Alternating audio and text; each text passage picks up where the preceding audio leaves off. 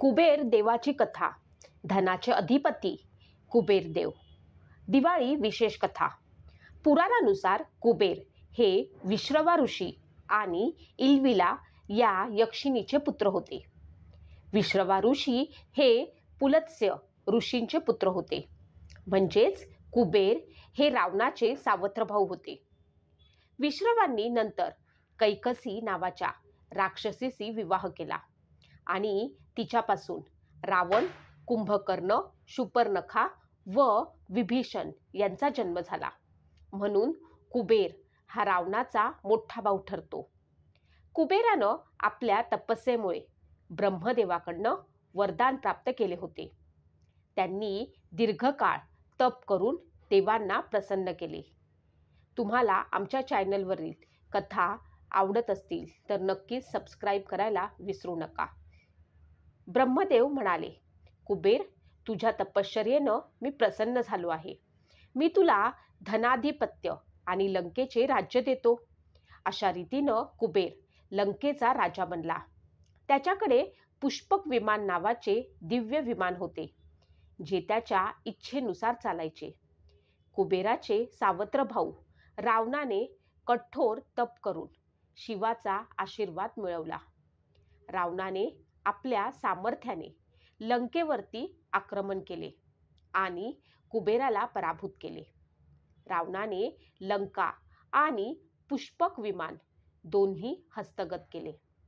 कुबेराला त्यानंतर लंकेतून हद्दपार करण्यात आले.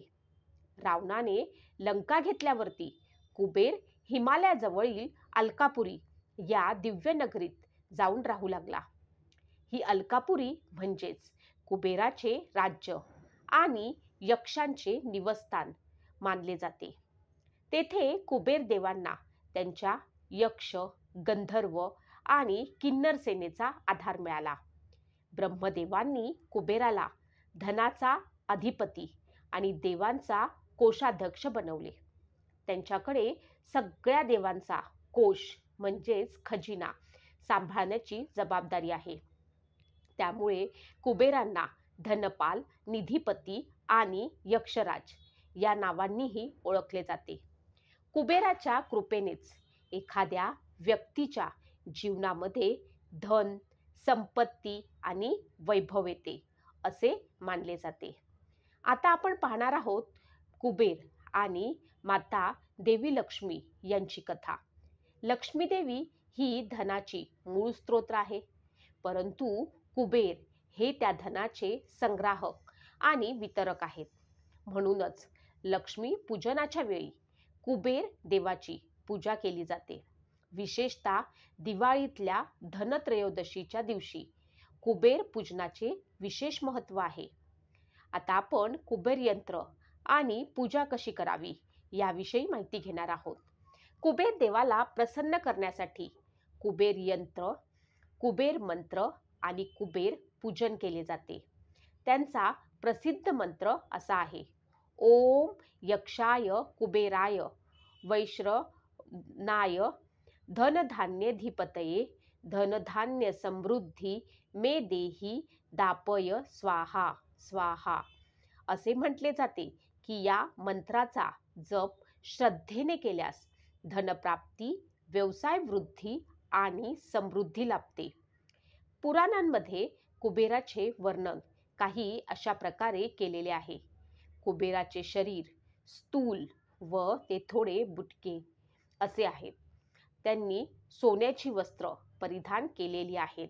त्यांच्या हातामध्ये धनकोश किंवा मणिपात्र, कधीकधी हातात गदा किंवा धनधान्याने भरलेली पिशवी असे असते. त्यांचे वाहन प्रामुख्याने मनुष्य, सिंह किंवा घोडा असे वर्णन केले जाते. कुबेर देवाचा खजिना सांभाळतो. यक्ष, गंधर्व आणि किन्नर यांचा कुबेर हा अधिपती असतो. कुबेर उत्तर दिशेचे रक्षण करतो, म्हणजेच दिक्पाल. गरजू लोकांना कुबेर योग्यतेनुसार धन देतो.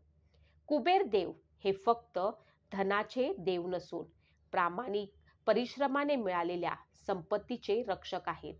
ते शिकवतात की धन कमवणे चुकीचे नाही, पण ते योग्य मार्गाने धर्माच्या सीमेत राहून मिळवले पाहिजे. त्यांची कृपा ज्या व्यक्तीवरती होते त्याचे जीवन संपन्न, समृद्ध आणि समाधानाने भरलेले होते.